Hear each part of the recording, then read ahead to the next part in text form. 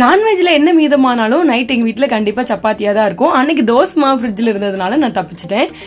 தோசை எல்லாருக்குமே ஊற்றிக்கலான்னு dosa with beef குழம்பு வச்சு தான் எல்லாருமே சாப்பிட்டோம்.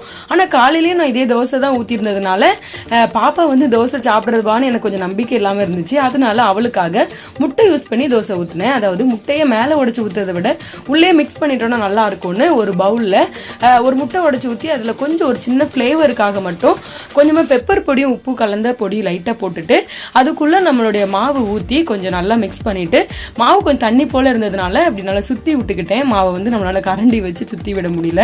பாப்பாட்ட கொடுத்தா பாப்பா அதை விளையாடுற மாதிரி பண்ணிட்டு இருந்தா. சரி இது சரி வராதுன்னு நானே ஊட்டி விட்டுட்டேன்.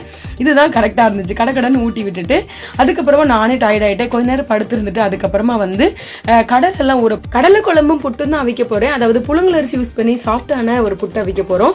அது நெக்ஸ்ட் வீடியோவில் கண்டிப்பாக உங்க கூட நான் ஷேர் பண்ணிக்கிறேன். தேங்க்ஸ் ஃபார் வாட்சிங். பாய்.